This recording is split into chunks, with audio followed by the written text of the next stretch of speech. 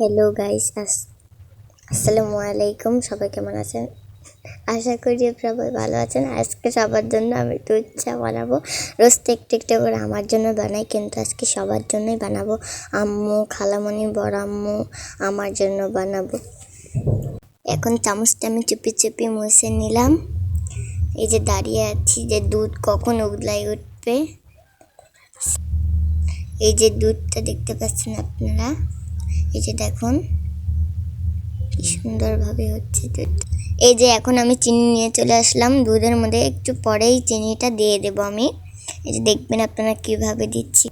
দুধটা উতলানোর জন্য অপেক্ষা করছি যে কখন উতলাবে, কখন দেব, কখন থেকে অপেক্ষা করে যাচ্ছি যে উতলাবে, তখন আমি চিনি দেবো। এই যে উতলিয়ে গেছে, এখন আমি চিনি দেব।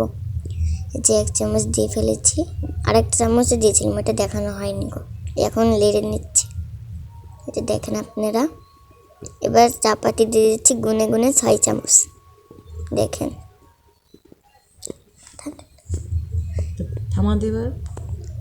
এই যে আমার 6 চামচ চাপাতি দেওয়া হয়ে গেছে। এখন আমি নেড়ে নেব। দেখেন যে নেড়ে নিতে হবে মেলাক্ষণ ধরে, মানে কয় মিনিট ধরে নেড়ে নিতে হবে। এই যে নেড়ে নিচ্ছি আমি। এই যে কালার চলে এসেছে, এখন আমরা ঢেলে নিব। তো কালার খুবই গরম ছিল চাটা, সেজন্য আপনাদের দেখাতে পারিনি।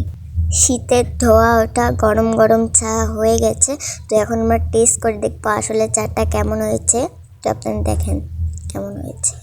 সত্যি অনেক সুন্দর হয়েছে চাটা, আসলেই অনেক সুন্দর হয়েছে। এখন আপনারা শীতের রাতে খেতে পারেন।